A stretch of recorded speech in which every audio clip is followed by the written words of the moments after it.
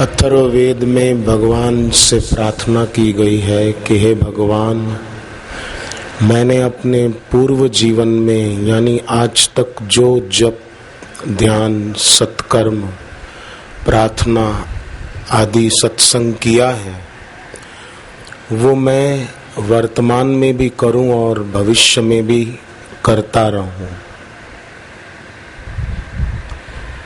जैसे भगवत गीता के अर्जुन की विशेषता थी कि वे कभी भी भगवान को छोड़ना नहीं चाहते थे।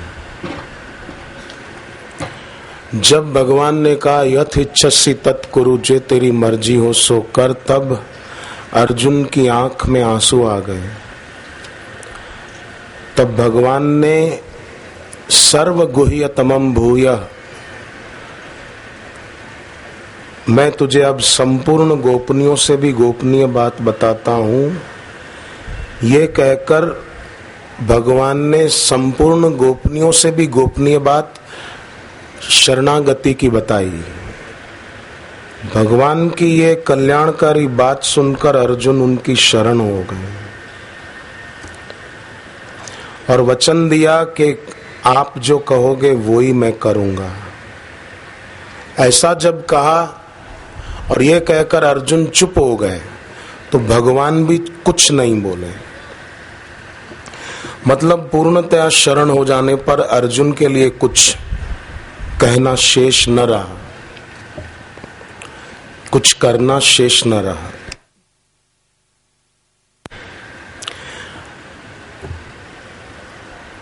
अर्जुन ने भगवत गीता में भगवान के आगे शंकाएं भी की है, पर अर्जुन शंका करने के बावजूद भी विमुख नहीं हुए हैं।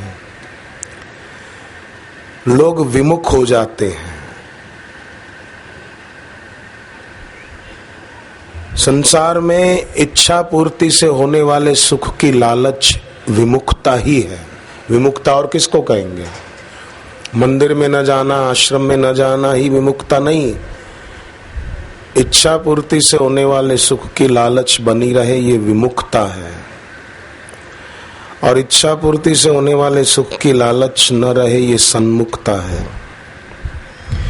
भले बाहर से आदमी कहीं भी रहता हो। तो अर्जुन विमुख नहीं हुए, न होना चाहते थे।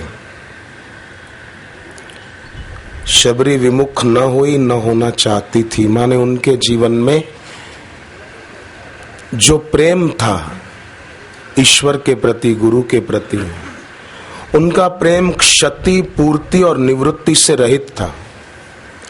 उनके प्रेम में क्षति नहीं हुई, माने कम नहीं हुआ। पूर्ति नहीं हुई कि बस पूरा हो गया, बस सब साधना पूरी हो गई, प्रेम पूरा, ऐसा भी नहीं था। और निवृत्ति भी नहीं।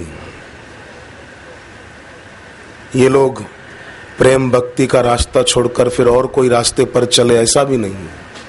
इनके प्रेम में क्षति नहीं, पूर्ति नहीं और निवृत्ति नहीं है। क्योंकि ये जानते हैं कि क्षति भोगों की होती है, निवृत्ति कामना की होती है और पूर्ति जिज्ञासा की होती है। जिज्ञासा है मन में कुछ, तो सत्संग सुना, जिज्ञासा की पूर्ति हो गई, समाधान हो गया। तो ये लोग छोड़ना नहीं चाहते थे, विमुख नहीं होना चाहते थे। सुग्रीव का सब कुछ छीन लिया गया उसी के सगे भाई के द्वारा। कुछ भी नहीं बचा उसके पास। तो जैसे आजकल कई लोग दुखी हो जाते हैं ना, हमारे पास कुछ नहीं है, हम गरीब हैं, हमारी दुकान नहीं चलती, हमारा व्यापार सब बंद हो गया है, इनकम का कोई सोर्स नहीं है, बहुत तकलीफ है, दुखी हो जाते। सुग्रीव ने ऐसे समय में हनुमान जी का संग बनाए रखा। ऐसे में हनुमान जी की हर बात मानते रहे और हनुमान जी पर विश्वास और हनुमान जी की हर बात मानते रहने से परिणाम यह आ गया कि सुग्रीव फिर से राजा बन गए। सुग्रीव की ये गाथा संकेत देती है कि हमारे जीवन में भी अगर ऐसा कुछ हो तो हम हनुमान जी का साथ न छोड़े। हनुमान जी का साथ न छोड़े मतलब हनुमान जी के मंदिर में बैठ जाना नहीं। हनुमान जी शिव जी के अवतार हैं, शिव जी विश्वास की मूर्ति है। हमारे अंदर दृढ़ विश्वास बैठा रहे कि ऐसा कोई दुख नहीं है जो मिट नहीं सकता, इस दुख को भी जो मेरे जीवन में है मिटना पड़ेगा, क्योंकि दुख स्वरूप से सत्य नहीं है तो मिटेगा। तो ऐसा जो पक्का प्रेमी भक्त है उसके मन में संसार का चिंतन नहीं होता है, क्योंकि श्रद्धा आस्था और विश्वास पूर्वक अपने गुरु को अपना मान लिया, अपने इष्ट को अपना मान लिया।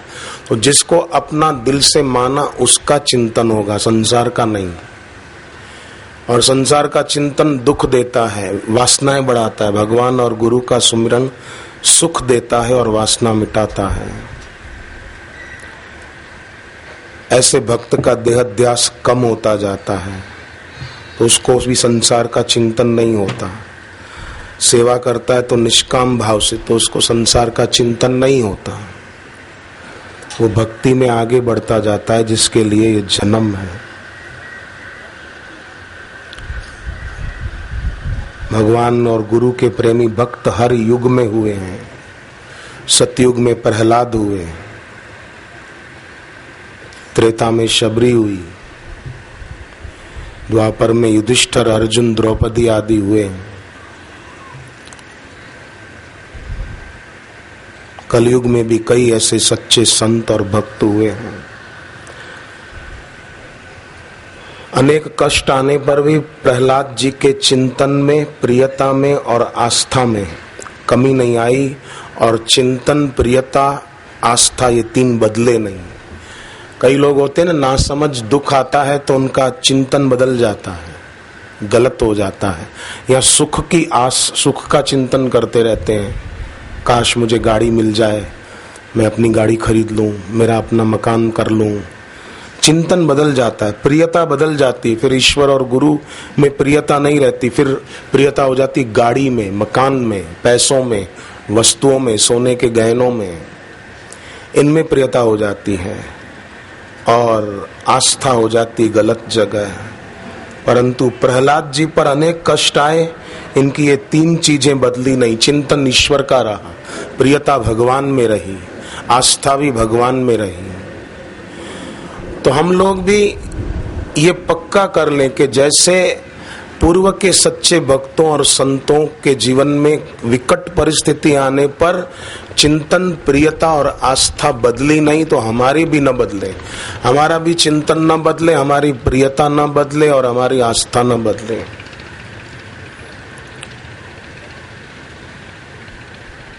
और विश्वास में कमी ना आए। गुरु और ईश्वर में विश्वास किसी जरूरत से रखेंगे तो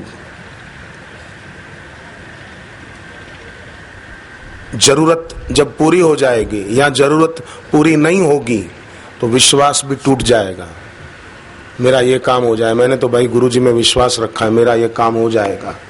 तो जरूरत से रखा है, किसी अपेक्षा से रखा है। मीरा ने भगवान में विश्वास किसी अपेक्षा से नहीं रखा था।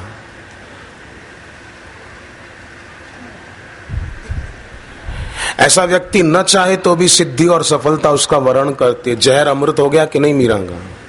मीरा ने थोड़ी चाहा था, वो तो भगवान का चरणामृत समझ के पी गई, पर भगवान उसकी रक्षा करने को हमेशा तत्पर थे। प्रहलाद को समुद्र में डुबा दिया गया तो वो ये नहीं चिल्ला रहा है बचाओ बचाओ, अरे मेरे को बाहर निकालो, मर जाऊंगा मैं तो, नहीं कहा।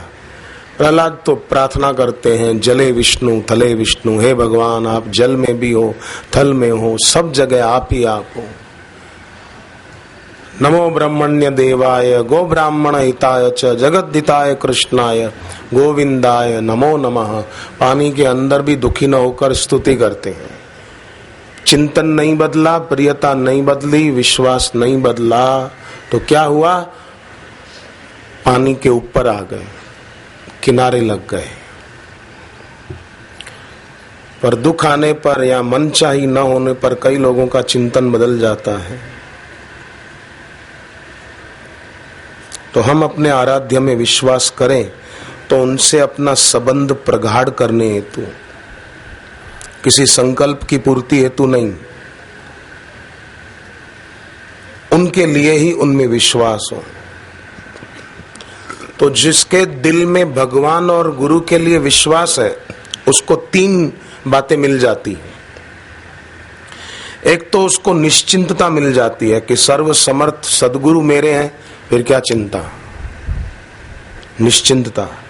दूसरी बात, उसको निर्भयता प्राप्त हो जाती है। वो भयभीत नहीं होता कि शनि नाराज होगा या मंगल रूठेगा या राहु का कोप उतरेगा या काल सर्प योग हो जाएगा। निर्भयता रहती है, भय नहीं रहता। और प्रियता भी। तो निश्चिंतता से उसका सामर्थ्य बढ़ता जाएगा, निर्भयता से सामर्थ्य का सदुपयोग होगा, और प्रियता होगी तो आनंद बना रहेगा, शांति बनी रहेगी। फिर से सुन ले, निश्चिंतता आएगी तो सामर्थ्य बढ़ेगा। चिंता करने वाले का सामर्थ्य कम होता जाता है ना। जैसे डायबिटीज मानसिक तनाव की अधिकता से होने वाला रोग है, मीठा खाने से होने वाला रोग नहीं है। मीठा खाने से रोग हो जाता तो मथुरा वृंदावन के सभी पंडों को डायबिटीज होनी चाहिए। दिन में 3 बार मीठा खाते हैं, नाश्ता मीठा, तो खाना मीठा, रात को खाने में मीठा, कितना मीठा खाते हैं। तो निश्चिंतता से सामर्थ्य आएगा और निर्भयता से सामर्थ्य का सदुपयोग होगा। भयभीत आदमी सामर्थ्य का दुरुपयोग करेगा, निर्भय आदमी सामर्थ्य का सदुपयोग करेगा। और प्रियता होगी अपने आराध्य में तो आनंद बना रहेगा सदा। सदगुरु में, ईश्वर में प्रियता नहीं होती, उसी के जीवन में आनंद नहीं है। बाकी गुरु है और भक्ति है गुरु में तो आनंद है।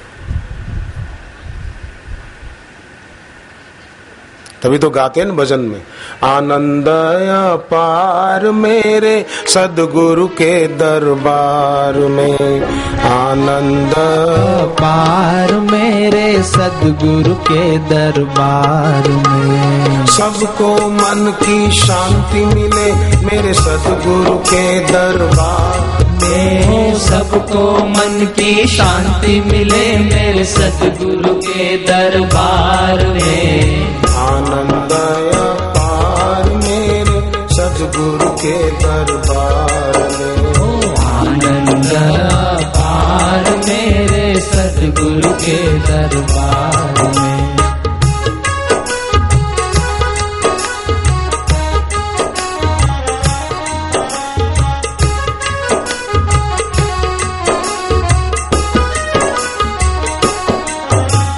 जब से इनका दर्शन पाया प्राणों में नव जीवन आया, जब से इनका दर्शन पाया प्राणों में नव जीवन आया। नव शक्ति का सर्जन होता सदगुरु के दरबार में, ओ नव शक्ति का सर्जन होता सदगुरु के दरबार में। आनंद अपार मेरे सदगुरु के दरबार में, ओ आनंद अपार मेरे सदगुरु के दरबार में।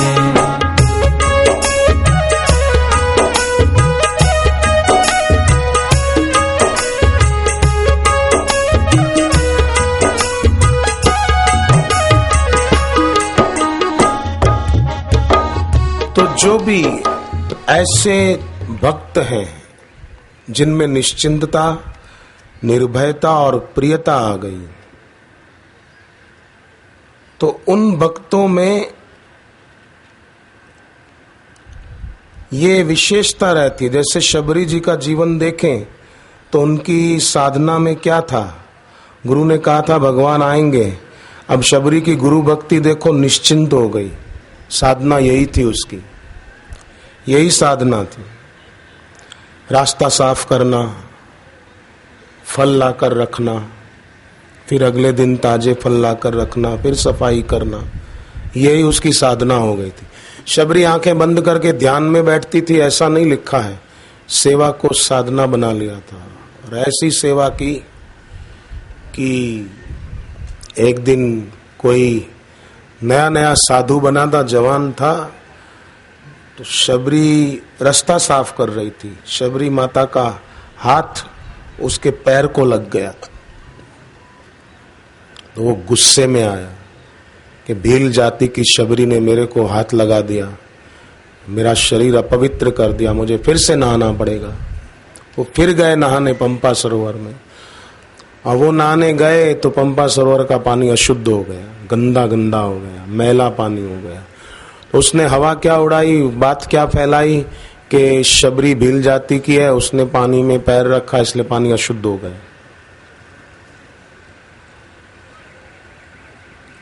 ये निंदा करने वाले उसी के वंशज लगते हैं। अब शबरी ने पैर भी नहीं रखा था पानी में, आई नहीं थी उस तरफ, वो तो सेवा करके चली गई। अब हाथ लग गया तो इतना वो करता है कि शबरी के पैर रखने से पानी अशुद्ध हो गया। निंदा करने वाले होते हैं ना, उनको विवेक ही नहीं होता, दिल कांपता नहीं है कि हम गलत बातें बोल रहे हैं। इतने वे पत्थर दिल होते हैं कि संवेदना नाम की कोई चीज ही नहीं होती जो उनका दिल कांपे कि हम गलत बोल, लगता ही नहीं उनको। इतने गिरे हुए हो जाते हैं अंदर से, इतने गिर जाते हैं, इतने गिर जाते हैं कि पता ही नहीं चलता कि गिरे हैं।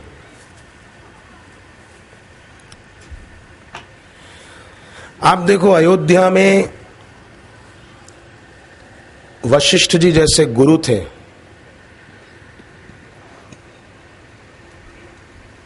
और भगवान राम जैसे भगवान साक्षात ईश्वर थे।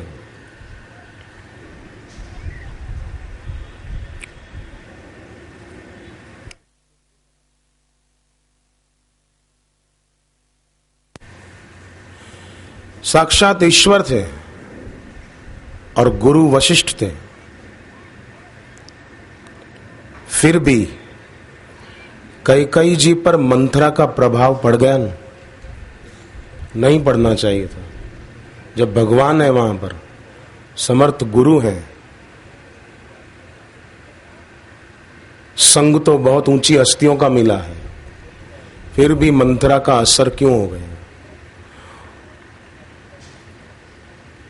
कई ऐसे लोग मिलेंगे आज भी, नाम भले कैकेयी जी न हो, पर उन पर कईयों का प्रभाव बहुत पड़ जाता है। मैंने देखा कितने प्रभावित हो जाते हैं। सदगुरु का संग होते हुए भी न जाने किस किस से प्रभावित हो जाते हैं। मुझे बड़ा अफसोस होता है, मैं ऐसे लोगों को देखता हूं तो मुझे लगता है कि ये लोग किस धातु के बने हैं, कौन सी मिट्टी के बने हैं, ये आदमी है कि पत्थर हैं, क्या है।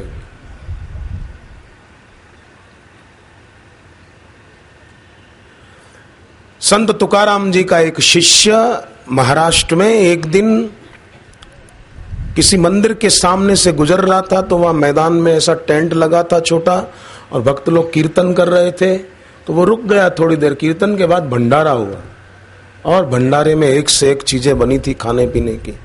सब्जी भी बढ़िया थी, 2-3 तरह की, पूरी भी गरम गरम दी जा रही थी, पुलाव भी बना था आलीशान, दाल भी थी बढ़िया, पकोड़े भी थे तो समोसे भी थे, और रायता भी था, तो अलग अलग तरह की मिठाइयां भी थी, आलीशान भंडारा था।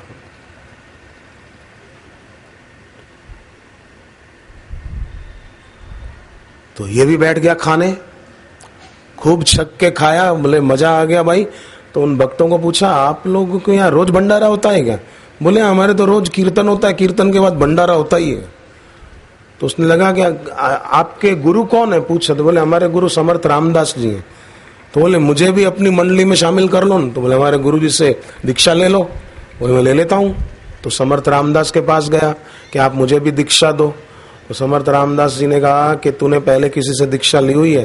बोले हाँ, संत तुकाराम जी से ले रखी है। तो समर्थ रामदास जी को हुआ कि कैसा आदमी है, इतने महापुरुष ऊंची कोटि के संत तुकाराम, उनसे दीक्षा ले रखी है और अब मेरे से लेना चाहता है, जरूर कुछ कारण है। तो किसी से पता चला कि ये भंडारा खा के खुश हो गया है, भंडारा खा के इसका मन बदल गया है, प्रभावित हो गया है भंडारों से, भगवान से नहीं। तो समर्थ रामदास जी ने कहा ठीक है, तू दीक्षा लेना चाहता है? बोले हाँ। हमारे यहाँ रहना चाहता है? बोले हाँ। तो ठीक है, संत तुकाराम जी से जो मंत्र लिया है उनका मंत्र उनको लौटा के आ कि महाराज आपसे जो दीक्षा में मंत्र मिला था मैं आपको लौटाता हूँ, अब मैं समर्थ रामदास की मंडली में रहूंगा। बोले ठीक है, मैं अभी लौटा के आता हूँ। ऐसा कमबख्त के मंत्र त्याग करने के लिए आ गया, कितना प्रभावित हो गया था खाली खाने पीने की चीजों से। न जाने लोग कहां कहां प्रभावित हो रहे हैं इस दुनिया में, क्यों होते हैं समझ में नहीं आता। ऐसा आदमी शिष्य कहलाने के लायक ही नहीं है, वो गुरु का शिष्य नहीं है। जिस पर किसी का प्रभाव पड़ जाता है, प्रभावित हो जाता है और उसका किसी का पिछलग्गू बन गया तो वो शिष्य है ही नहीं, था ही नहीं। अगर होता तो किसी का प्रभाव नहीं पड़ता उस पर।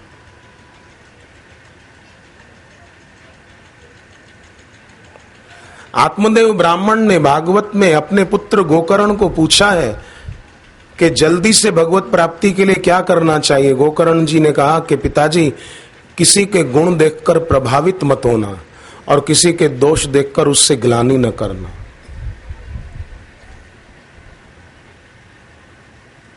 गुण देखकर लोग प्रभावित हो जाते हैं, दोष देखकर ग्लानि से भर जाते हैं।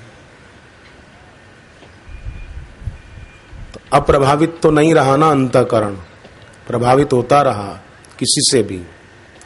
तो समर्थ रामदास जी ने कहा ठीक है, मंत्र त्याग करके आ। तो वो गया और संत तुकाराम जी को कहा कि महाराज आपने जो मंत्र दिया था मैं आपको लौटाने आया हूं। संत तुकाराम जी ने कहा मैंने तो तुझे चिट्ठी लिखी नहीं थी कि मेरे पास आ और मेरे से दीक्षा ले। तू खुद आया था दीक्षा लेने के लिए और अब तेरी मर्जी नहीं है, मंत्र लौटाना चाहता है तो लौटा दे। तो बोले कैसे लौटाऊं? तो तुकाराम जी ने कहा कि जा, बाहर एक पत्थर पड़ा है बड़ा, मंत्र बोल के पत्थर पे थूक देना, तेरा मंत्र त्याग हो जाएगा। तो वो तो गया और मंत्र बोलकर पत्थर पे थूक दिया। तो ज्यों पत्थर पे वो थूका तो मंत्र पत्थर पे अंकित हो गया, माने पत्थर गल गया, पत्थर पे मंत्र अंकित हो गया। फिर भी इसकी समझ में बात नहीं आई। वो गया संत रामदास जी के पास और कहा कि मैं मंत्र त्याग करके आया हूं, अब आप मुझे दीक्षा दो और अपनी मंडली में शामिल करो। बोले मंत्र त्याग कर दिया? बोले हाँ। कैसे किया? बोले मैंने मंत्र बोल के पत्थर पे थूक दिया। तो फिर कुछ हुआ था उधर? बोले महाराज मंत्र पत्थर पे अंकित हो गया। तो समर्थ रामदास बोले कि तू तो पत्थर से भी गया बीता है। तुकाराम जी के मंत्र में इतनी शक्ति कि पत्थर पिघल गया और तू पत्थर से भी गया बीता कमबख्त। संत तुकाराम जी के मंत्र से तेरा दिल नहीं पिघला? उनके चरणों में तेरा भक्ति भाव क्यों नहीं बढ़ा? तू क्यों प्रभावित हो गया इन भंडारे की चीजों से? क्यों प्रभावित हो गया किसी वस्तु व्यक्ति से? तू शिष्य कहलाने के लायक नहीं। जा, संत तुकाराम जैसे महापुरुष का तू शिष्य नहीं हो पाया तो मेरा शिष्य क्या हो पाएगा तू? जा, जाके माफी मांग संत तुकाराम से और उनका मंत्र फिर से उनके मुख से लेकर जप करना शुरू कर दे। खाने की चीज देखी प्रभावित हो गए, किसी का रूप देखा प्रभावित हो गए, किसी का वस्त्र देखा अच्छा प्रभावित हो गए, गाड़ी देखी प्रभावित हो गए। बहुत प्रभावित होने वाले लोगों को कईयों को मैं जानता हूं। मुझे आश्चर्य लगता है कि क्या इनकी जिंदगी है, कितना प्रभावित हो जाते हैं किसी भी वस्तु से। मुझे 30 साल आश्रम में रहते हुए मैंने कभी, मेरे 2 भाई और हैं और 3 बहनें हैं मेरी, मेरे इन 2 भाई और 3 बहनों की शादी हुई, मैं एक भी भाई की बहन की शादी में नहीं गया। 3 बहनों की शादी हुई, मैं नहीं गया। मेरे सगे भाई की शादी हुई, मैं नहीं गया। मेरे छोटे भाई की शादी हुई, दीक्षा लिए हुए हैं, मेरी बहनें दीक्षा ली हुई है, मेरा छोटा भाई दीक्षा लिया हुआ है गुरुदेव से, मैं नहीं गया। नहीं, मैंने बापूजी को कहा कि हमारे घर में शादी है, मैं जाके आऊं बहन की शादी में, भाई की शादी में जाके आऊं, मेरी सगी बहन की शादी में जाऊं, पूछा भी नहीं। घर वालों ने कहा, पर मैंने गुरुजी को कहा ही नहीं। क्यों कहूं? गुरु धारण किए हैं तो गुरु को परेशान करने के लिए गुरु धारण नहीं किए हैं। गुरु धारण किए हैं तो गुरु की भक्ति करने के लिए और गुरु की सेवा करने के लिए गुरु किए जाते हैं। गुरु को अपने मन के अनुसार चलाने के लिए या गुरु से अपनी मनमानी करवाने के लिए गुरु नहीं बनाए जाते। इतने वर्षों में मैंने एक बार भी गुरु जी को नहीं कहा, बापू ये मेरे पिताजी हैं, ये मेरा भाई है, इसको जरा आशीर्वाद दे दो। आए आश्रम में, मैंने कहा ठीक है, राम राम, चलो। तो गुरु के प्रति शिष्य की भावना जो हो, ऐसी हो कि फिर और कोई उसको प्रभावित न कर पाए। न खुद किसी के पिछलग्गू बने, इंप्रेस हो, न खुद के प्रति किसी को इंप्रेस करे।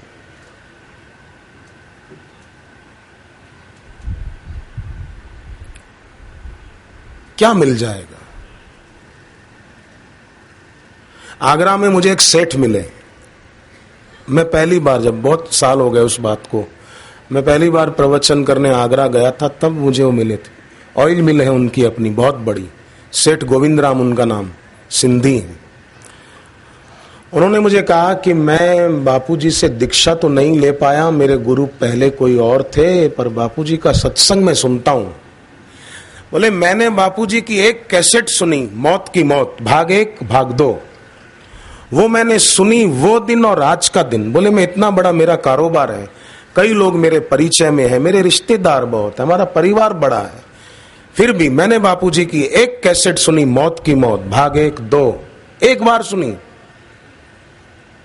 उसमें बापू बोले थे कि 100 बार अगर कोई शादी बारातों में जाता है तो असाधु और साधु असाधु बन जाता है, योगी भोगी बन जाता है।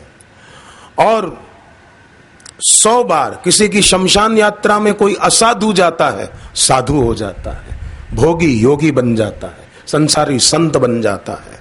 तो बोले वो दिन और आज का दिन, मैंने कैसेट सुनी, तब से अब तक मैं किसी की शादी में नहीं जाता हूं, और किसी की अंतिम यात्रा देखता हूं, गाड़ी को वहीं लॉक करके पीछे पीछे जाता हूं, शमशान में जाकर अपने मन को कहता हूं, देख ले एक दिन तेरी भी यही हालत होगी, उठाकर तेरे को लोग लाएंगे, लकड़ियों के ढेर पे रख के आग लगा देंगे। और बोले इससे बापूजी के एक वचन से, मौत की मौत कैसेट को सुनने से मुझे इतना लाभ हो गया, बोले मैं सोच भी नहीं सकता था मेरी इतनी आध्यात्मिक उन्नति हुई कि बस गुरुजी की बात सुन ली और लगा कि ये कल्याणकारी है, तो मैंने बात को पकड़ लिया, थाम लिया और वैसा करने लगा। मेरी तो बहुत तरक्की हो गई। तो इस आदमी पर देखो बापूजी के वचनों का प्रभाव पड़ा, तो कितना इसको फायदा हो गया। और लोगों पर न जाने कौन कौन लोगों की बातों का प्रभाव पड़ जाता है। तो मतलब गुरु के वचनों को प्रामाणिक नहीं माना ना, तभी तो किसी और की कही हुई बातों का प्रभाव पड़ गया। शांत बैठ के 2-3 मिनट रोज गुरुदेव से प्रार्थना करनी चाहिए, हे भगवान, हे मेरे गुरुदेव, मैं आपको भूलूं नहीं बस, और मेरे ऊपर किसी का प्रभाव न पड़े। ये तो साधना है, बड़ी साधना ये है। केवल माला घुमाने का नाम साधना नहीं है, किसी का प्रभाव न पड़े, बड़ी साधना है। शबरी माता को कोई प्रभावित कर पाया मतंग ऋषि के सिवाय? मीरा को कोई प्रभावित कर पाया रैदास जी के सिवाय? विवेकानंद को कोई प्रभावित कर पाया रामकृष्ण देव के सिवाय? बापू जी को कोई प्रभावित कर पाया लीलाशाह बापू के सिवाय? शिष्य वो है जिस पर उसके गुरु के सिवाय किसी का प्रभाव न पड़े। पड़े तो जैसे बादाम खा रहे हैं और कड़वी बादाम मुंह में आ जाए तो थूक देते हैं, ऐसे अन्य वस्तु व्यक्ति का चिंतन कड़वी बादाम की तरह थूक दे, उसको निकाल दे अपने दिल में से और रखे अपने सदगुरु को। ज्ञानेश्वर जी बोलते थे, शिष्य वो है सच्चा जो अपने हृदय मंदिर में अपने गुरु भगवान की स्थापना करे। जैसे मंदिर में कोई कृष्ण की, राम की मूर्ति प्रस्थापित करे, ऐसे अपने हृदय मंदिर में अपने गुरु भगवान की स्थापना करे और उनका ध्यान करे, उनकी पूजा करे, तब तो बात बने।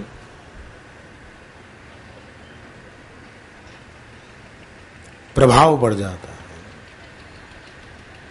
तो गुरु जी ने कहा शबरी को राम जी आएंगे, तो निश्चिंत हो गई। यही साधना थी, बस रास्ता साफ करना। और उस जवान ने अफवाह उड़ा दी कि शबरी का पैर पड़ने से पंपा सरोवर का पानी अशुद्ध हो गया है। जब भगवान राम आए शबरी जी की कुटिया पर, बड़े बड़े ऋषि मुनि संत महात्मा राम जी के दर्शन करने शबरी माता की कुटिया पर आए और सबने कहा प्रभु पंपा सरोवर का पानी अशुद्ध हो गया। कुछ समय हुआ, उस कारण हमको स्नान आदि की बड़ी कठिनाई होती है। अगर आपके चरण पड़ेंगे तो पंपा सरोवर का पानी शुद्ध हो जाएगा, आप चलिए।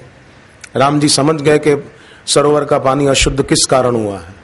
राम जी ने कहा मेरे चरण डालने से सरोवर का पानी शुद्ध नहीं होगा, तो बोले शबरी माता को ले जाओ, ये अगर पानी में चरण रख देगी तो इनके चरण पड़ने मात्र से पंपा सर का पानी शुद्ध हो जाएगा। सब देखते ही रह गए और भगवान राम का आदेश, शबरी माता गई और उनके चरण पड़ते ही पंपा सरोवर का पानी शुद्ध हो गया। सबने जय जयकार की शबरी जी की। किसी का प्रभाव नहीं पड़ा, तो इसके चरण पड़े वहां शबरी जी के, पानी भी शुद्ध हो गए, गंदगी दूर हो गई। तो शुद्धि कहां आई? जहां किसी का प्रभाव नहीं आया।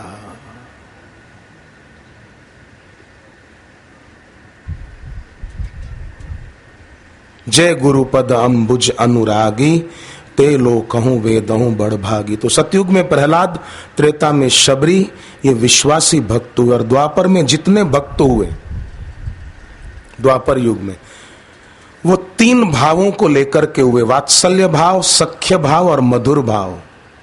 यशोदा जी का वात्सल्य भाव था, गोप गोपियों का सख्य भाव था। जब श्री कृष्ण गए मथुरा तो गायें भी मथुरा की तरफ ताकते हुए बैठी रहती थी, देखती रहती थी। और श्री कृष्ण का भी उनके प्रति प्रेम बरसता था, गोप गोपियों के प्रति, यशोदा जी और नंद जी के प्रति बरसता था। शिष्य जब अपने आराध्य गुरु के चिंतन में बैठता है, सुमरण में बैठता है, तो गुरु के दिल में भी होता है कि कोई मुझे याद कर रहा है।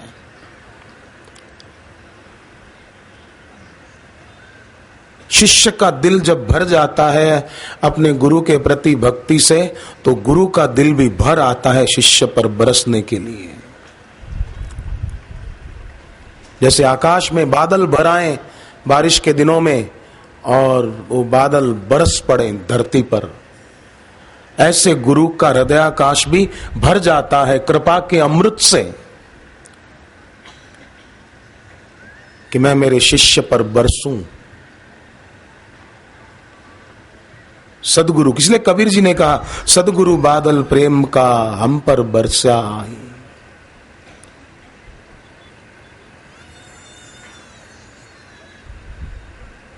ये तब हो सकता है जब सुदामा की तरह, शबरी की तरह किसी का प्रभाव न पड़े।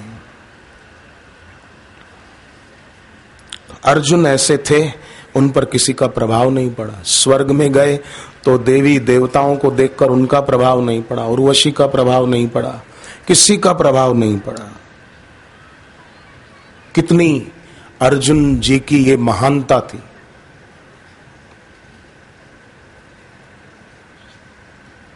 और दुर्योधन, शाकुनी, इन पर हस्तिनापुर के पद का प्रभाव पड़ गया, संपत्ति का प्रभाव पड़ गया। केवट गरीब था, किसी का प्रभाव नहीं पड़ा। सोने की अंगूठी राम जी दे रहे, प्रभाव नहीं पड़ा। और राम जी को मना कर दिया कि मुझे अंगूठी नहीं चाहिए। नहीं तो प्रसाद रूप में दे रहे थे भगवान राम, ले लेते, नहीं।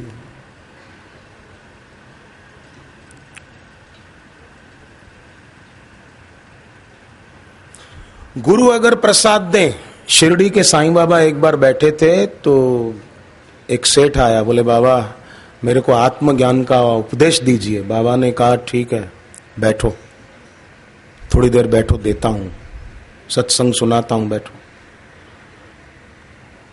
बाबा ने अपने एक शिष्य को बुलाया, कहा बेटा जाओ तो अमुक अपना भक्त है ना, उससे 100 रुपया उधार ले आओ।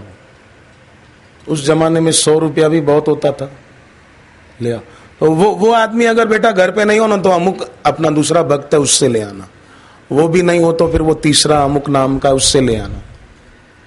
वो गया, कुछ मिनट बीते तो बाबा ने उस सेठ को बुलाया, भूख लगी होगी, लो ये कुछ प्रसाद देने लगे कि खा लो। तो उसने कहा बाबा आज मेरा उपवास है, मैं अन्न नहीं खाता हूं। बाबा ने कहा ठीक है।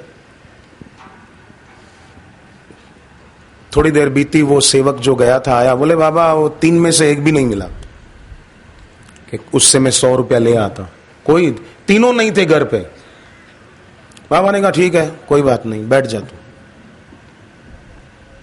सेठ ने कहा बाबा मुझे आत्मज्ञान का उपदेश दो ना।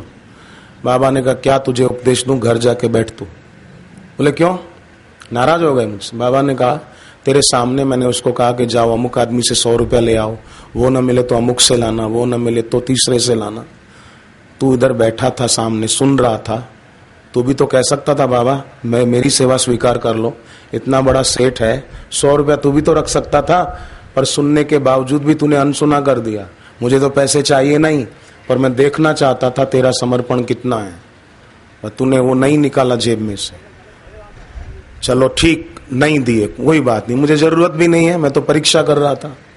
पर फिर मैंने तुझे प्रसाद दिया खाने के लिए तो तूने इनकार कर दिया कि आज मेरा उपवास है, मैं अन्न नहीं खाता।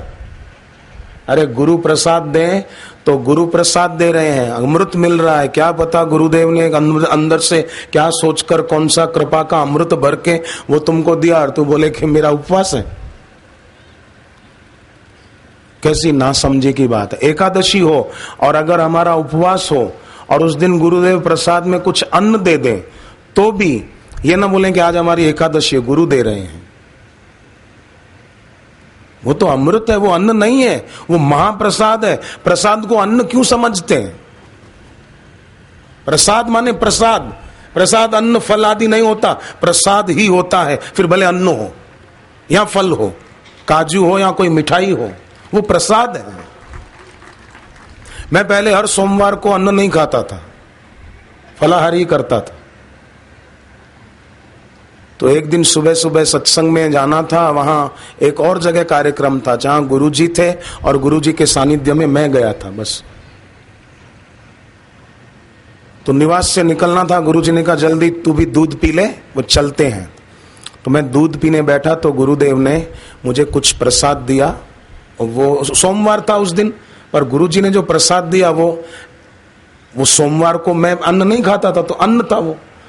जब गुरुजी ने दिया, मैं जो दूध पी रहा था उसी में डाल दिया गुरुदेव ने, ले। तो मैंने भी ये नहीं सोचा कि अरे सोमवार है मेरा उपवास टूट जाएगा, मैंने तो खा लिया। दोपहर को गुरुदेव ने कहा कि चलो भोजन कर ले, अपने को चलना है।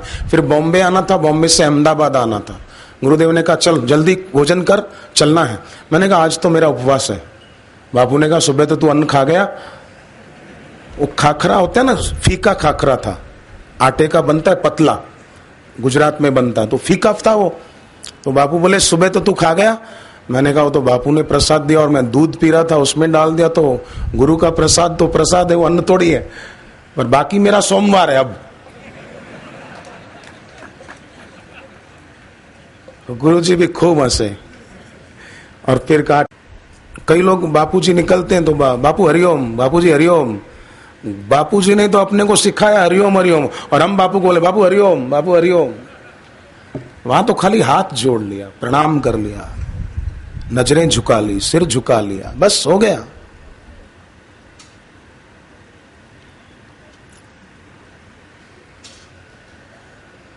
क्या शबरी की पवित्रता थी और क्या अप्रभावित थी, किसी के प्रभाव में नहीं।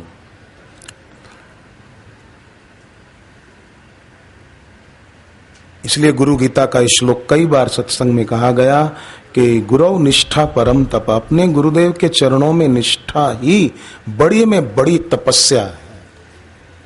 इससे बड़ी कोई तपस्या नहीं है, इससे बड़ा कोई जप तप नहीं है। जा घट प्रेम न संचरे, सो घट जान मसान। कबीर जी कहते हैं,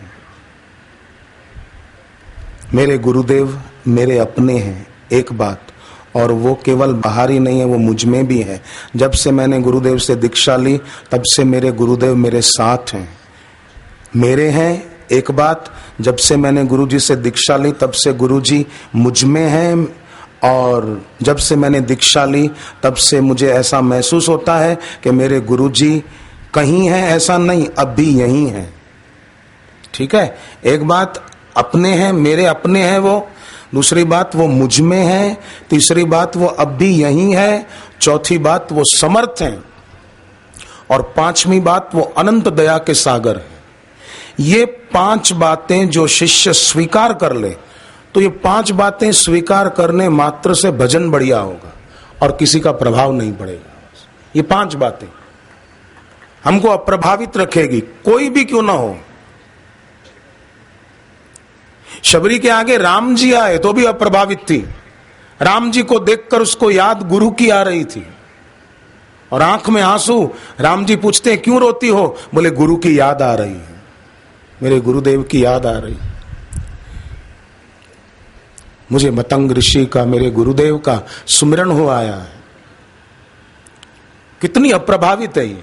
राम जी खड़े और याद गुरु जी को कर रही है, और कई लोग गुरु के होते हुए भी याद किसी और को करते रहते हैं, किसी का संग करने की सोचते हैं, किसी के साथ बैठने की सोचते हैं। नहीं, मेरे गुरुदेव ही मेरे लिए सब कुछ है। तो 5 बातें इसको पक्की करें, हम सब भाई बहन हैं, हम सब सत्संगी। फिर से सुन लें कि वो मेरे अपने हैं, बस। इसको स्वामी विषयक अनन्यता बोलते हैं। वो मेरे हैं, अपनापन, सजीव हो अपनापन, मेरे अपने हैं, और अपने में है, मुझ में है, केवल बाहर ही नहीं है। मेरे गुरुदेव एक साधारण व्यक्ति नहीं है कि वो बाहर ही हो, वो एक विराट अस्तित्व है,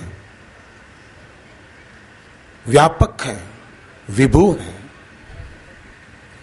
जैसे रुद्राष्टक में आता है, विभु व्यापकम ब्रह्म वेद स्वरूपम निजम निर्गुणम। तो अपने हैं, अपने में हैं, अब भी हैं।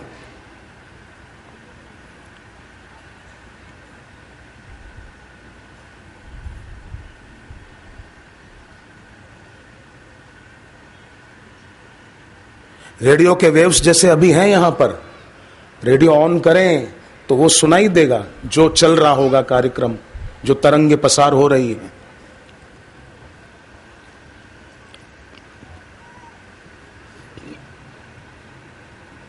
ऐसे ही कोई शांत हो पाए तो अपने गुरु की उपस्थिति का वो अनुभव कर सकेगा। गुजरात में बोरतवाड़ा गांव है, हारीज के पास है बोरतवाड़ा, आप मान लो। अब आपने तो देखा नहीं होगा ना, मैंने देखा है।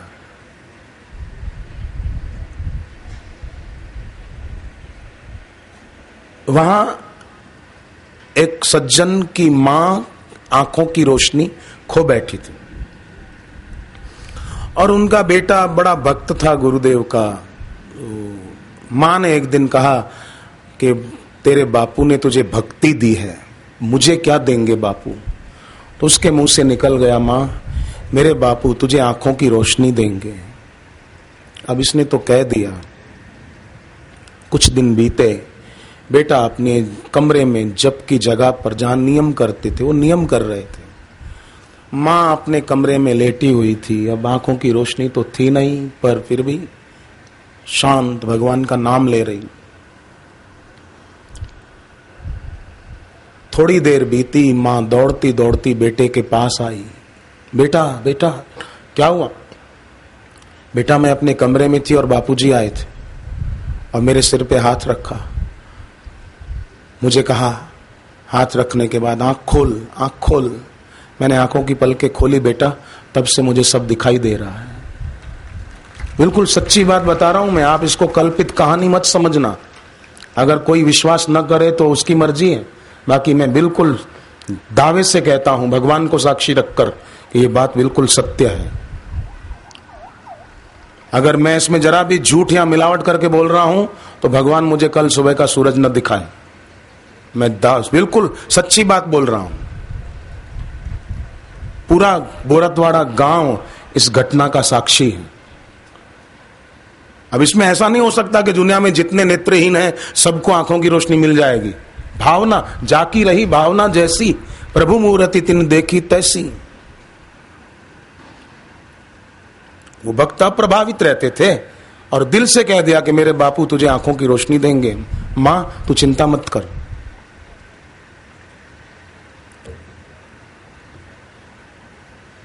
हर व्यक्ति के अपने में है, अपने हैं, अभी हैं और समर्थ हैं। और समर्थ हैं तो अनंत दया के सागर भी हैं। ये 5 पंचामृत, इस पंचामृत को रोज पिए हम। जीवन दान देने वाला पंचामृत है, भक्ति दान देने वाला ये पंचामृत है।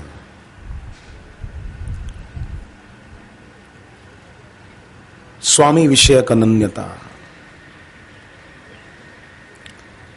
समर्थ मानने से कभी भय नहीं रहेगा। मैं पहले आश्रम में नया नया आया ना, 1983 की बात है। तो एक रात को गुरुदेव ने पूछा कि क्यों रात को खाके थोड़ा घूमने जाता है कि बस खाके सो जाता है।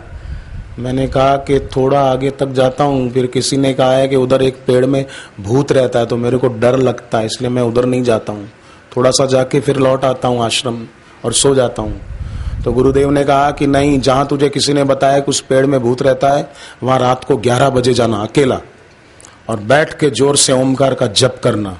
फिर देख भूत भाग जाएगा और तेरा डर चला जाएगा। मुझे अच्छी तरह याद है वो दिन। बस दूसरे दिन से मैं जाने लगा, उसी पेड़ के नीचे रात को 11 बजे जाके बैठता था, जोर जोर से ओमकार का जप करता था। थोड़ी देर के बाद लौट आता था। तब से डर निकल गया कि बस गुरुदेव ने कह दिया है, फिर क्या डरना। तो समर्थ मानने से डर नहीं रहेगा। अपने में है तो अप्राप्त ना रहे, अपने में है तो फिर पाना क्या, वो पाए हुए ही हैं, अप्राप्त नहीं है। अपने में है तो है ना, नित्य प्राप्त है। समर्थ है तो डर नहीं रहा, अपने में है तो अप्राप्त न रहे। और ये अपने हैं तो प्रियता जग गई, मेरे हैं प्रियता। और प्रियता ये बड़ी साधना है। आंखें बंद करके बैठने का नाम ही साधना नहीं है। ये साधना है पर ये ही साधना नहीं है। उनमें प्रियता जग गई।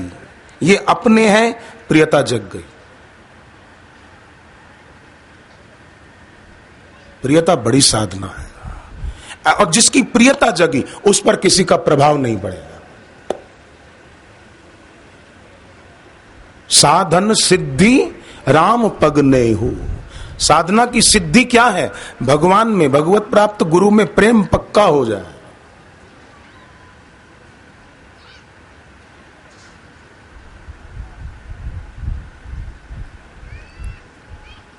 जोग कुजोग ज्ञान अज्ञानु, जहां नहीं राम प्रेम पर धानु।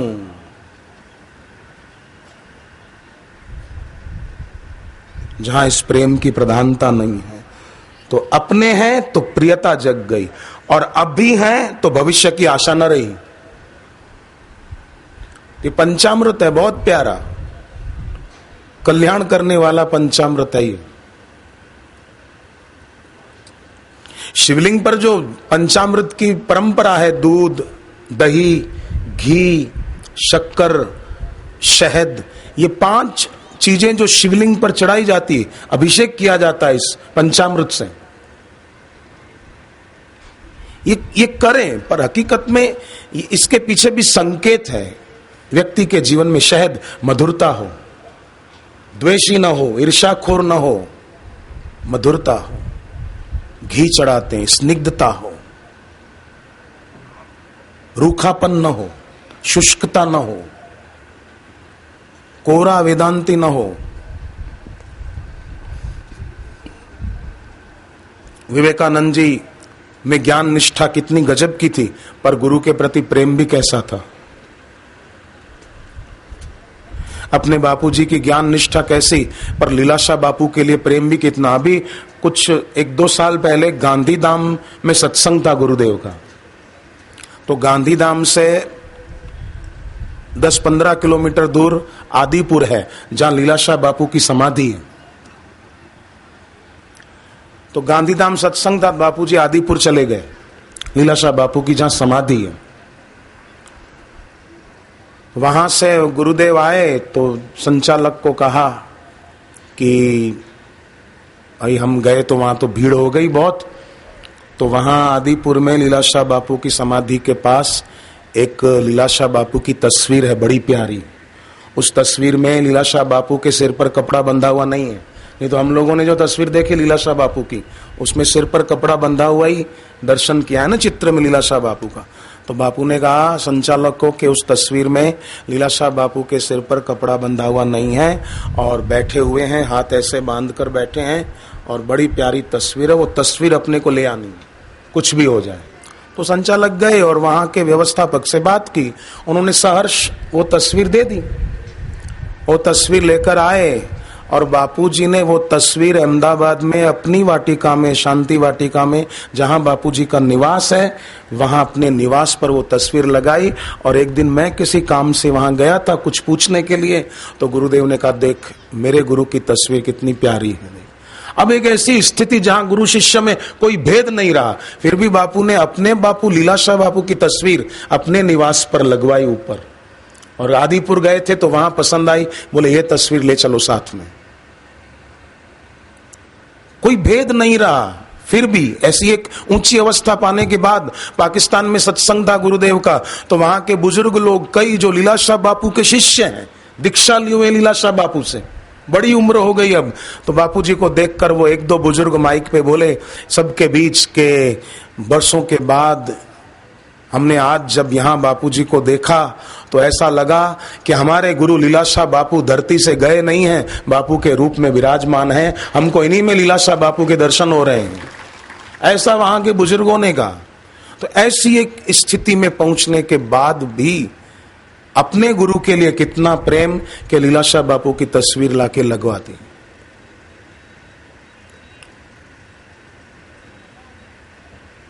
अप्रभावित। गुरुदेव ने उच्चारण से ही सीख नहीं दी है, आचरण से सीख दी है।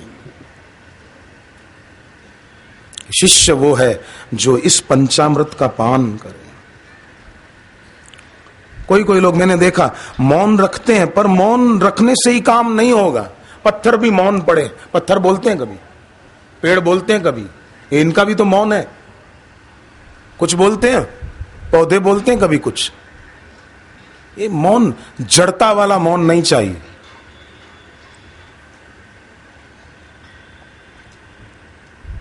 सजगता वाला मौन चाहिए। केवल मौन रखने से ईश्वर मिल जाते तो पत्थर और पेड़ पौधों को तो ईश्वर मिल जाते नहीं।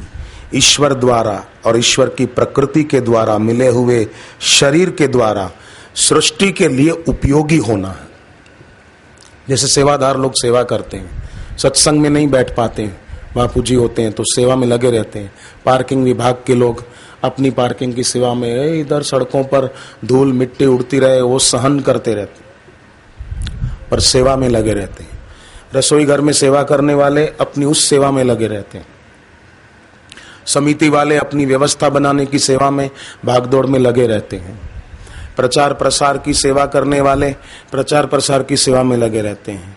अखबारों में खबर छपने की सेवा करने वाले उस सेवा में लगे रहते हैं उत्साह के साथ। पर जब कार्यक्रम पूरा हो जाए ना और अपने अपने घर जाएं, सत्संगी लोग अपने अपने घर जाएं, तो फिर रोज दिन में 2-3 बार गुरु के साथ बिताए हुए क्षणों को याद करके शांत बैठना चाहिए। यहां सत्संग के दौरान जो सेवा की थी, बस उस भाव में मस्त हो जाएं कि ऐसा सेवा का मौका दोबारा मिले, बार बार मिले। गुरुदेव के नजदीक से दर्शन करने का मौका बार बार मिले। ये भक्ति है और ये बड़ी साधना है कि ईश्वर के द्वारा मिला शरीर, उसके द्वारा हम ये कर पाए। बड़ी तपस्या है। मंदिर में जाकर आ गए यही तपस्या नहीं है, ये करे। जैसे घर के लिए अनाज लेकर आ रहे हैं रसोई घर बाजार से, रसोई घर के लिए, तो अनाज जो भी लाए हैं, आटा, घी, तेल, मसाले, कुछ भी, घर तक आते आते ओम अनंताय नमः, ओम अनंताय नमः, ओम अनंताय नमः, ओम अनंताय नमः, ये बोलते हुए आओ अनाज लेकर, तो घर में अन्न की कभी कमी नहीं रहेगी। अन्न का भंडार भरपूर रहेगा। रात को नींद में बुरे सपने या गंदे सपने आते हैं, डरावने सपने आते हैं, तो सोने से पहले ओम नारायणाय नमः, ओम नारायणाय नमः, ओम नारायणाय नमः, ओम नारायणाय नमः, ओम नारायणाय नमः, ओम नारायणाय नमः, ओम नारायणाय नमः, ओम नारायणाय नमः, ओम नारायणाय नमः, ओम नारायणाय नमः, ओम नारायणाय नमः, ओम नारायणाय नमः। जप का टाइम दे दिया थोड़ा, ओम नारायणाय नमः, ओम नारायण। अपने सुख दुख की चाबी दूसरों की जेब में मत रखो, बस अपने पास रखो।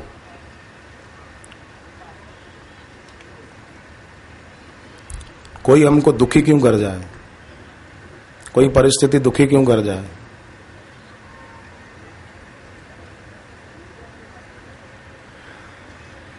बेटे बेटियां पढ़ने में कमजोर पढ़ रहे हैं, बापूजी का सरस्वती मंत्र जप कराओ और बुधवार के दिन तुलसी के 3 पत्ते ओम सुप्रभाय नमः, ओम सुभद्राय नमः बोलकर गंगा जल में डुबाकर वो 3 पत्ते खा जाएं और फिर भोजन करें दोपहर को।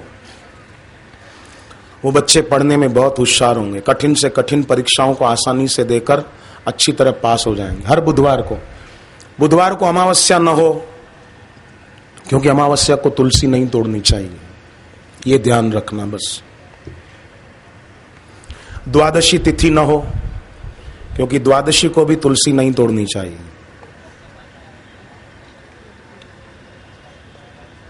बच्चे होशियार होंगे।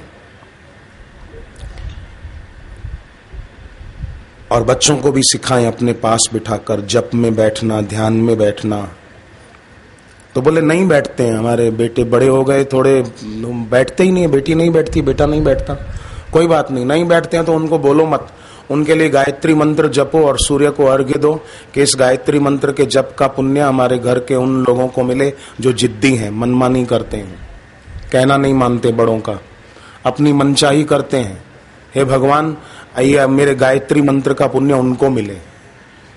अगर 1 माला कर सकें और सूर्य को जल दे सकें गायत्री मंत्र से तो बहुत फायदा होगा। आपकी माला 1 माला गायत्री मंत्र काम करेगी।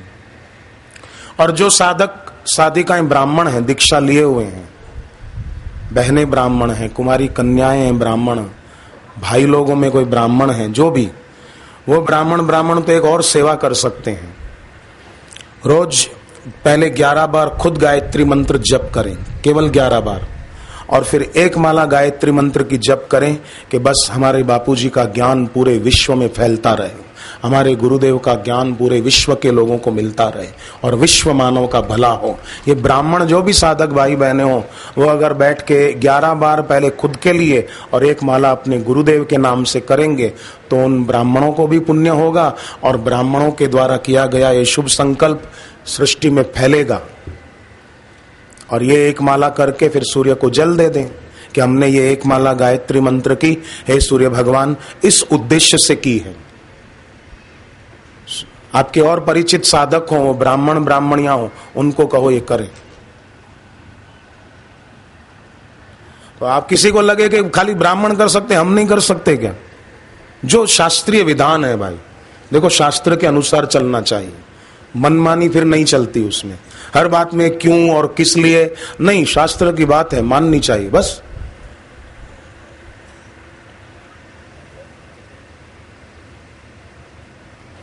और शास्त्र की बात मानने से भला होगा। रावण कैसा आदमी था और मंदोदरी कितनी महान थी। मंदोदरी जानती थी पतिव्रता धर्म का पालन करना चाहिए, तो पतिव्रता धर्म का पालन करने से मंदोदरी को शक्ति प्राप्त हो गई। वो शक्ति रावण से नहीं, शास्त्र की बात मानने से मंदोदरी को शक्ति प्राप्त हो गई, सिद्धि प्राप्त हो गई। ऐसे ये शास्त्रों की बातें हैं।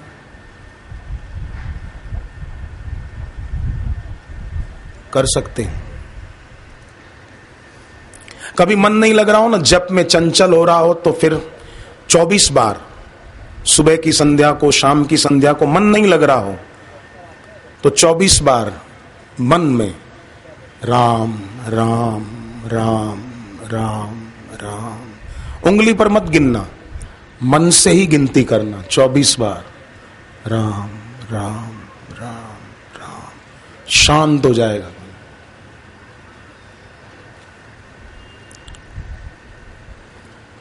जब में मन न लग रहा हो तो खड़े होकर थोड़ा दौड़ें, खड़े खड़े जैसे दौड़ते हैं ना, सामने गुरु जी की तस्वीर हो, हनुमान जी की हो, उस तरफ देखते देखते दौड़ो बस, कि बस मैं अब आपकी तरफ ही आऊं, मेरा मन और किसी दिशा में न जाए, आपकी तरफ आए।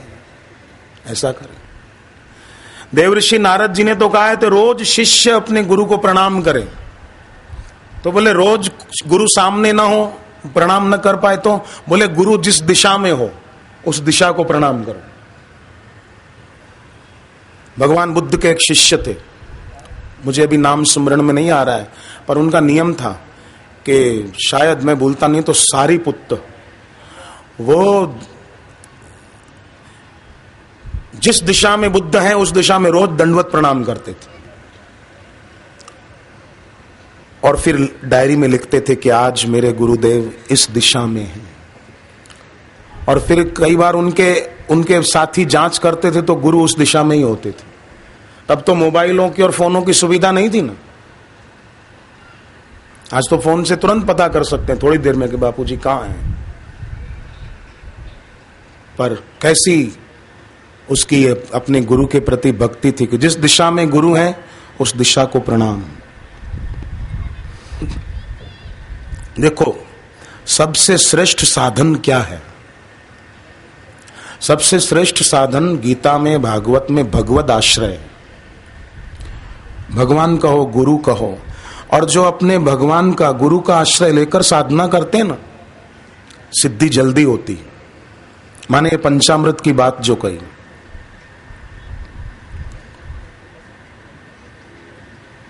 मैं ये पूजा कर लूं, ये तांबे का दिया लेकर आऊं, ये पित्तल का लेकर आऊं, जरा ये करूं, क्रिया और पदार्थ का आश्रय स्थूलता का आश्रय है। उसमें इतना लाभ नहीं है। कुटुंब, जमीन, जागीर का आश्रय जड़ता का आश्रय है। विद्या, योग्यता, सद्गुण आदि का जो आश्रय है वो सूक्ष्म शरीर का आश्रय है। मैं विद्यावान हूं, मेरी बुद्धि ऐसी है, मैं सही डिसीजन ले पाता हूं, काम बढ़िया कर लेता हूं, ये सूक्ष्म शरीर का आश्रय है। जप, ध्यान, कथा, कीर्तन का आश्रय साधन का आश्रय है।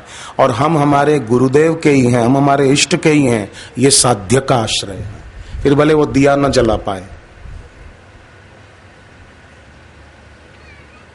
फिर भले उसके द्वारा गलती से गणेश चतुर्थी का चंद्रमा भी वो देख ले, तो भी उसने जिसका आश्रय किया है दृढ़ता से, उसका बाल बांका नहीं होगा। उसका मतलब ये नहीं कि कोई देखे कि मैं देखता हूं, मेरा भी आश्रय पक्का होगा तो मुझे कुछ दुख नहीं होगा। ये न सोचें, ये न करें। पर सबसे श्रेष्ठ साधन समर्थ का आश्रय है।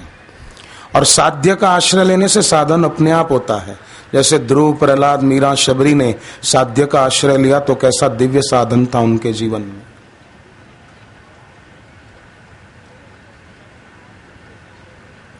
कल्याणकारी है।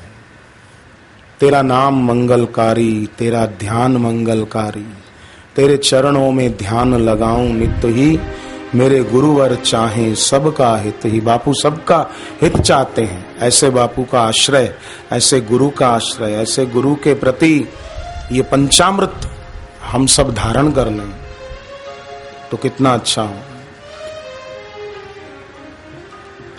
तेरा नाम मंगलकारी, तेरा ज्ञान हितकारी, तेरा नाम मंगलकारी, तेरा ज्ञान हितकारी। तेरे चरणों का ध्यान लगाऊं नित ही, मेरे गुरुवर चाहे सबका हित ही। ओ मेरे गुरुवर चाहे सबका हित ही।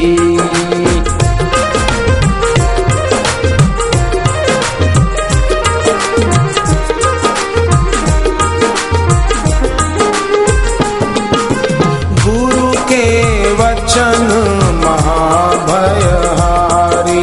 गुरु के वचन महाभयहारी। गुरु ही गोविंद कृष्ण मुरारी, गुरु ही गोविंद कृष्ण मुरारी। बंधु यही है, सखा यही है, मेरे मात पिता ये है। बंधु यही है, सखा यही है, मेरे मात पिता ये है। तुम ही तन मन में, तुम ही जीवन में, ओ तुम ही तन मन में, तुम ही जीवन में। मेरे रोम रोम में समाये तुम ही, मेरे गुरुवर चाहे सबका हित ही। ओ मेरे गुरुवर चाहे सबका हित ही।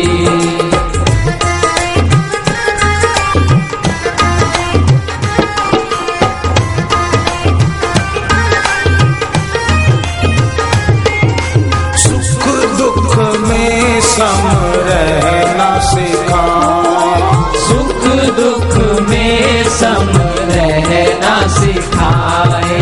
सबका जीवन दिव्य बनाए, ये तो सबका जीवन दिव्य बनाए।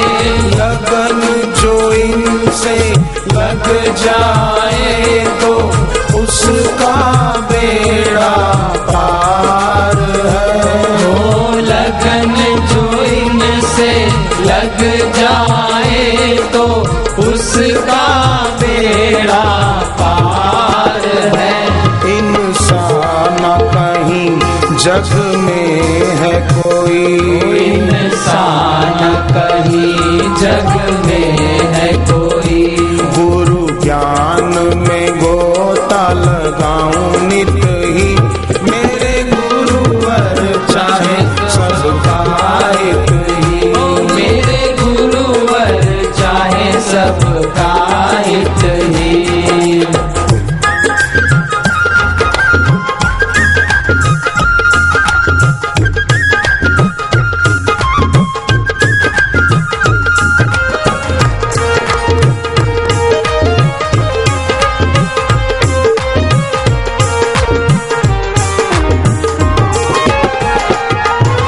दुख के मूल को हर लेते हैं, दुख के मूल को हर लेते हैं।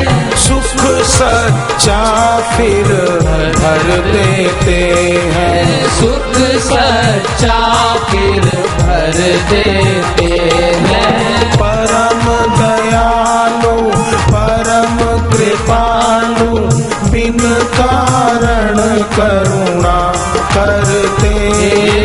परम दयालु परम कृपालु, बिन कारण करुणा करते। सबके सुख की सोचे है यही, सबके सुख की सोचे है यही। सारी उम्र करूं मैं सेवा इनकी, मेरे गुरुवर चाहे सबका हित ही। मेरे गुरुवर चाहे सबका हित ही।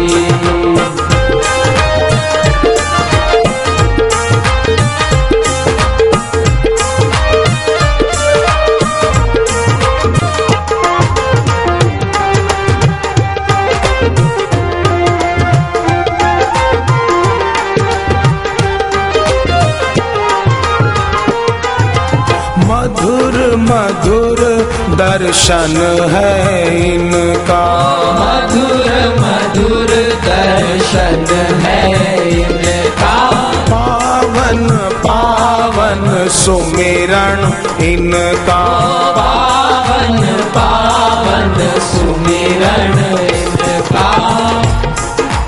ध्यान धरे जो तर जाए वो महिमा परंपार है। ध्यान धरे जो तर जाए वो महिमा परंपार है। कोई पार नहीं पाए इनका, कोई पार नहीं पाए इनका। ये तो प्रेम के हैं खुद सागर ही, मेरे गुरुवर चाहे सबका हित ही, मेरे गुरुवर चाहे सबका हित ही।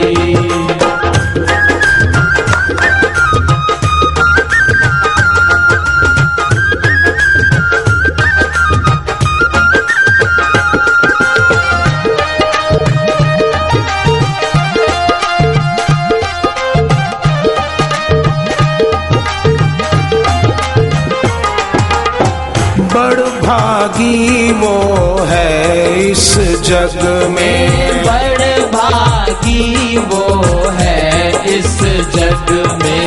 प्रेम है जिसका गुरु चरणों में, प्रेम है जिसका गुरु चरणों में। सोया भाग्य भी जग जाए जो तेरे दर पे आए हैं। सोया भाग्य भी जग जाए जो तेरे दर पे आए हैं।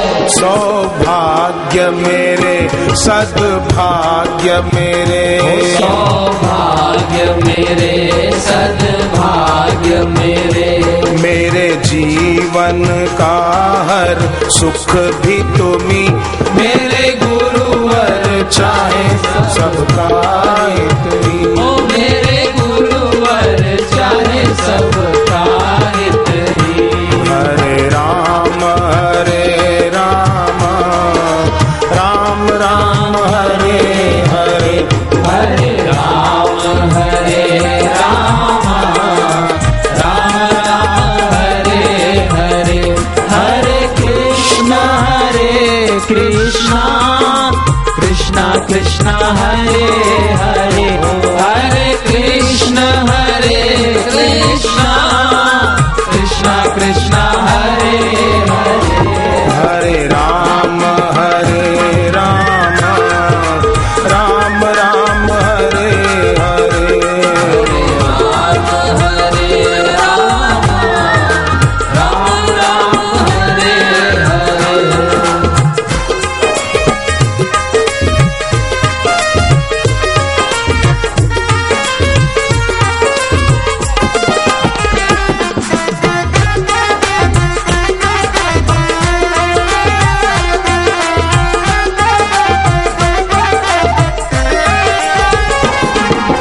दुख चिंता तेरे नाम से भागे, दुख चिंता तेरे नाम से भागे।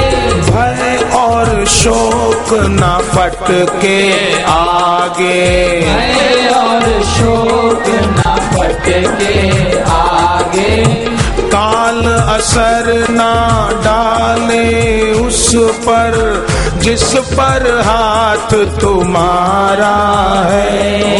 काल असर न डाले उस पर जिस पर हाथ तुम्हारा है।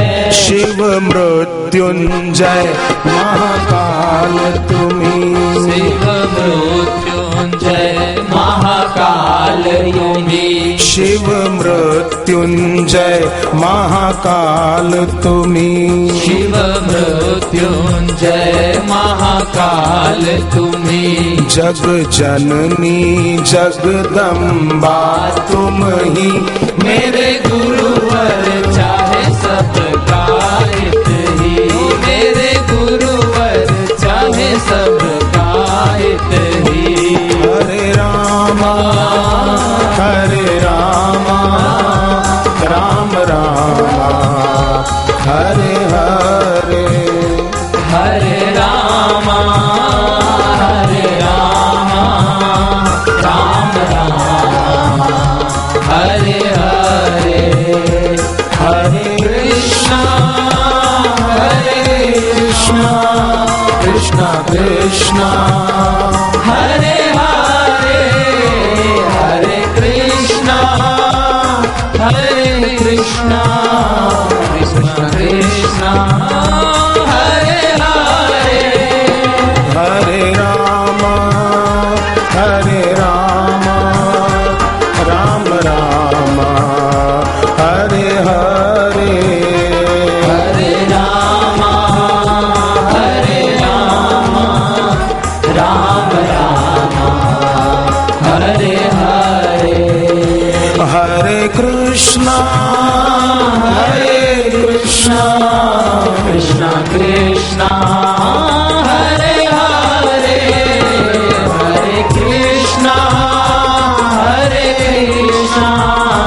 कृष्णा कृष्णा हरे हरे।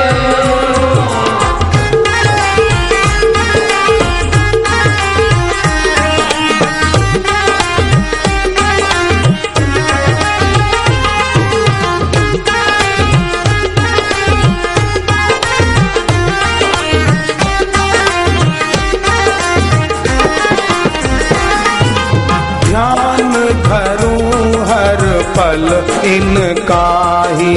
ध्यान धरूं हर पल इनका ही। लक्ष्य ये मेरे मैं इनका राही। लक्ष्य ये मेरे मैं इनका राही। मेरे तो सर्वस्व यही है, यही तो सर्वेश्वर है। मेरे तो सर्वस्व यही है, यही तो सर्वेश्वर है। सबसे हित कर सबसे सुख कर। सबसे हित कर सबसे सुख कर। गुरु भक्ति को अब मैं बढ़ाऊं नित ही। मेरे गुरुवर चाहे सबका हित ही। मेरे गुरुवर चाहे सबका हित ही। हरे रामा राम राम हरे हरे। हरे रामा राम राम हरे हरे। हरे कृष्णा कृष्णा कृष्णा हरे हरे। हरे कृष्णा कृष्णा कृष्णा हरे हरे। हरे राम राम राम हरे हरे। हरे राम राम हरे हरे।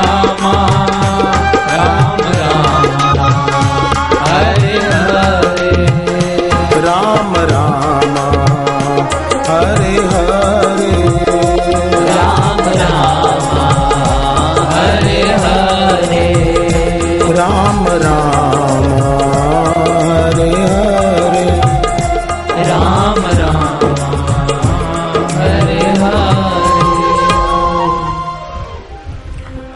ओम नमो भगवते वासुदेवाय। ओम नमो भगवते वासुदेवाय। ओम नमो भगवते वासुदेवाय। ओम नमो भगवते वासुदेवाय। वासुदेवाय वासुदेवाय।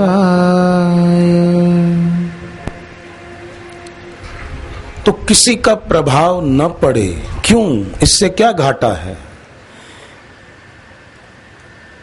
वाली था ना, सुग्रीव का भाई, उसको भगवान ने पेड़ के पीछे से छुपकर क्यों मारा? भगवान थे, सामने आके तीर मार देते। रावण को मारा, कुंभकर्ण को मारा, और कई राक्षसों को मारा, ताड़का को मारा, एक ही बाण प्राण हरि लीना। तो वाली को सामने आकर क्यों नहीं मारा?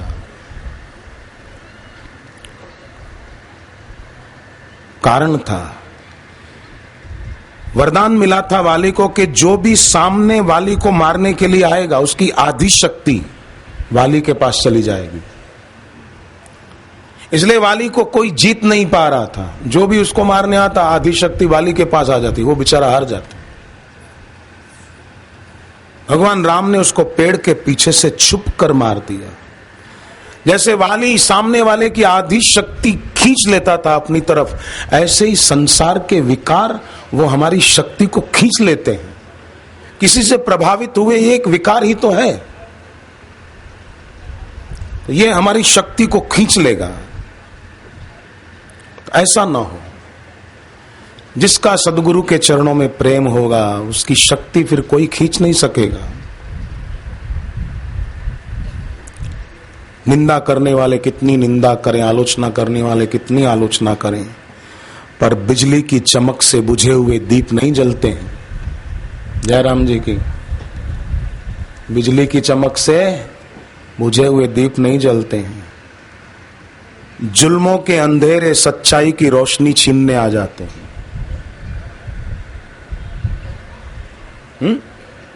ये जुल्म ही तो करते हैं, जो निंदा करते हैं इलेक्ट्रॉनिक मीडिया वाले, कई जुल्म है, जुल्म।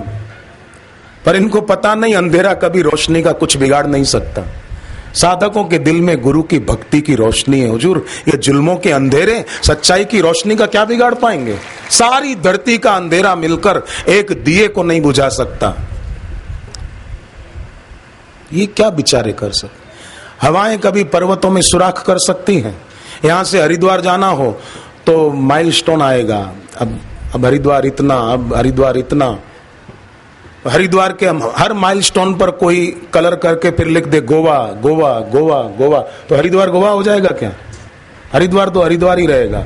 इलेक्ट्रॉनिक मीडिया वाले जो कुप्रचार करते हैं वो ऐसा ही करते हैं। मानो हरिद्वार का माइलस्टोन हटाकर गोवा लिख देने से सोचते हैं वो गोवा हो जाएगा और हरिद्वार की महिमा कम हो जाएगी। एक हरिद्वार की महिमा कम नहीं कर सकते, सदगुरु की महिमा क्या कम करोगे? माइलस्टोन बदल देने से क्या हो जाएगा? हरिद्वार थोड़ी वहां से हट जाएगा।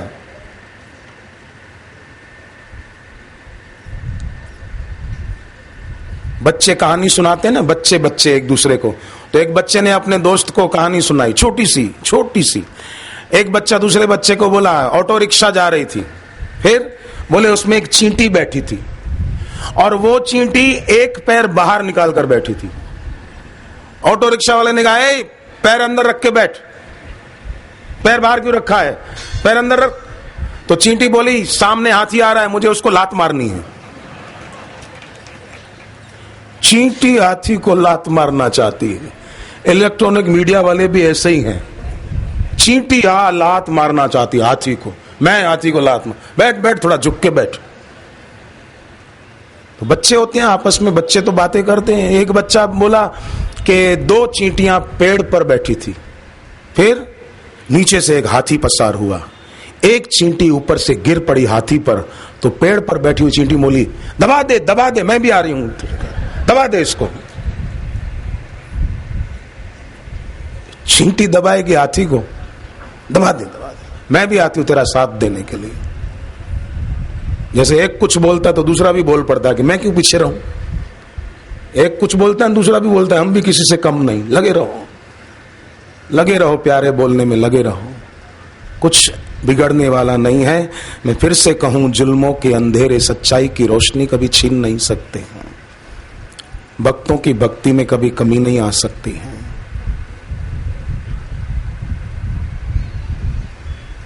आएगी भी कैसे?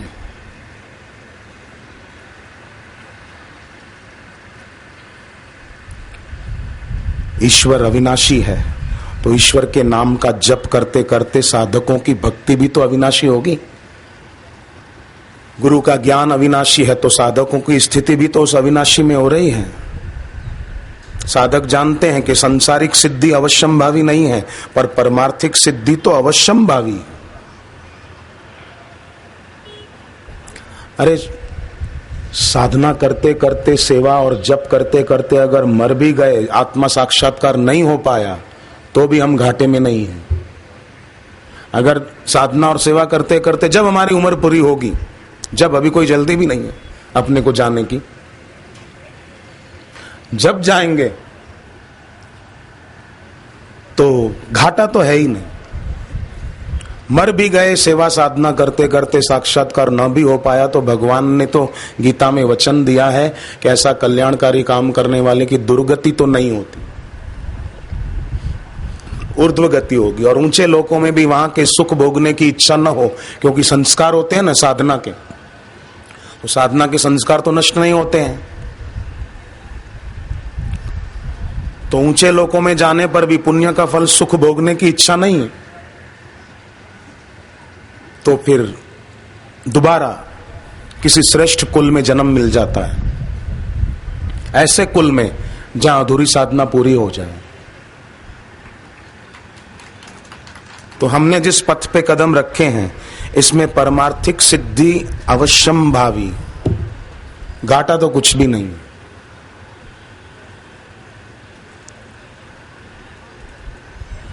संसारिक चीजों की इच्छा हुई किसी आदमी को, समझो, और उसने वो चीजें पा भी ली, तो भी वो इतना सुखी नहीं हो सकता जितना साधना के पथ पे चलता हुआ, अगर किसी कारण से साक्षात्कार न भी हो पाया, तो भी वो भक्त दुखी होकर नहीं मरेगा, क्योंकि उसका अंतरात्मा साक्षी है कि उसने क्या कमाई की है। उसने सत्संग सुना है, सेवा की है, जप किया है, एकादशी नवरात्रि आदि के व्रत किए हैं, उसको संतोष होगा। जा, इसलिए कबीर जी ने कहा, जा मरने ते जग डरे मोरे मन आनंद, ज्यों की त्यों धर दीनी चदरिया। इसलिए सबसे बड़ा लाभ सदगुरु के सत्संग का है। लाभ राम सुमिरन बड़ो, बड़ी बिसारे हानि। तो इस शरीर भगवत कृपा से मिला है, सत्संग भगवत कृपा से मिला है, दीक्षा भगवत कृपा से मिली है। तो जिस कृपा से शरीर मिला, जिस कृपा से सत्संग मिला, जिस कृपा से दीक्षा मिली, वो कृपा खत्म तो होगी नहीं, कम भी नहीं होगी, खत्म भी नहीं होगी। फिर किस बात की चिंता है? भरत जी को, भगवान राम के जो भाई थे, भरत जी को जब जब भगवान का और उनके बल का, उनकी कृपा का सुमिरन हो आता था, तो भरत जी को बड़ी प्रेरणा मिलती थी। जब समुझत रघुनाथ स्वभाव, तब पथ परत उताइल पाऊं। जब भगवान का प्रभाव और उनकी करुणा कृपा समझ में आती, तो जल्दी जल्दी पग बढ़ रहे थे चित्रकूट की ओर, कि मैं जल्दी राम जी के पास पहुंच जाऊं, जल्दी उनका दर्शन कर पाऊं। मिली हुई जो भी योग्यता पूरे संसार में लोगों को है, वो योग्यता ईश्वर की दी हुई है। ईश्वर के निमित्त जो सत्संग सेवा साधना करने में अपनी योग्यता को नहीं लगाता, तो उसका सब कुछ व्यर्थ हो जाता है। और भक्त भक्ति भाव से ईश्वर और गुरु की याद में अगर रो भी लेता है, तो भी उसको बड़ा बल मिल जाता है। जैसे चोर बड़ा पहलवान हो, घर पे आया चोरी करने किसी के, तो बच्चा अगर रोने लग जाए, तो बच्चे का रुदन सुनकर भी चोर भाग जाएगा। बड़ा पहलवान है और बच्चा रो रहा है, लगता है जाग गया, और उसके माँ बाप भी अब जगेंगे, भागेगा। ऐसे ही भक्त भगवान और गुरु की याद में अकेले में बैठकर रोता है तो काम क्रोध लोभ रूपी ये चोर कितने ही बलवान क्यों ना हो भागेंगे, रुकेंगे नहीं। इनकी दाल नहीं गलेगी, इनको लगेगा कि ये तो अपने आराध्य की याद में भाव विभोर हो रहा है, अभी आराध्य की शक्ति आकर मुझे चूर चूर कर देगी, पहले ही भागो। चोर भाग जाएगा बच्चे का रोना सुनकर, इतना पहलवान है चोर, पर बच्चे का रोना सुना भागेगा। ऐसे ही काम क्रोध आदि इनमें शक्ति है ही नहीं, पर जो अभक्त होते हैं या जिनकी अपने आराध्य में पूरी निष्ठा नहीं, वे कमजोर पड़ जाते हैं। इसलिए हम साधकों को, समर्थ सदगुरु के शिष्यों को कोई चिंता करने की जरूरत ही नहीं है। अगर कभी कोई दोष आ भी गया तो जन अवगुण प्रभु मान न काऊ, दीन बंधु अति मृदुल स्वभाव। भगवान अपने भक्त का दोष नहीं देखते हैं, भगवान तो ये देखते हैं कि ये मेरे पास आया है, मेरी शरण में आया है, दोष नहीं देखेंगे। रहती न प्रभु चित चूक किए की, बालक की गलती माँ को थोड़ी याद रहती है, ये मेरा बच्चा है। सदगुरु को शिष्य की गलती याद नहीं रहती, ये याद रहता है कि मेरा शिष्य है, प्रेम हो तो उनको यही याद रहेगा, बस ये मेरा साधक है, ये मेरा शिष्य है, ये याद रहेगा। तो अगर शिष्य के दिल में याद बनी रही अपने गुरु की, तो गुरु के दिल में भी याद बनी रहेगी। परस्पर प्रेम एक तरफा नहीं होता है, प्रेम दोनों तरफ से होता है। संसार में भले एक तरफ से होता है। एक लड़का लड़की वो शादी करना चाहते थे, उनके माँ बाप विरोध कर रहे थे, नहीं होने देंगे, नहीं होने देंगे। तो दोनों ने कसम खाई कि हम दोनों को साथ नहीं रहने देते हैं, नहीं जीने देते, न चलो हम साथ जी नहीं पाते, साथ मर तो जाएं। तो हरिद्वार चले गए दिल्ली से, और बस गले लगकर गंगा में कूद पड़ेंगे, मर जाएंगे। तो दोनों गंगा किनारे आकर एक दूसरे से गले मिले और कूद पड़े तो लड़की तो बेचारी भोली भाली बह गई, लड़का हाथ पैर हिलाकर किनारे लग गया, बच गया, जान बची तो लाखों, लड़की बेचारी चली गई। ये प्यार है तेरा, उसको बिचारी को मर जाने दिया। अगर तेरे को निकलना था उसका भी हाथ पकड़ के खींच लेता उसको, वो बिचारी बच जाती। तो इसमें प्यार एक तरफा होता है, लड़की धोखा खा गई, बिचारी मर गई, तो इसमें धोखा मिल जाता है। पर शिष्य का सदगुरु के प्रति होता है तो फिर गुरु भी रह नहीं पाते हैं, गुरु के दिल से भी आशीर्वाद बरसता है शिष्य की तरफ।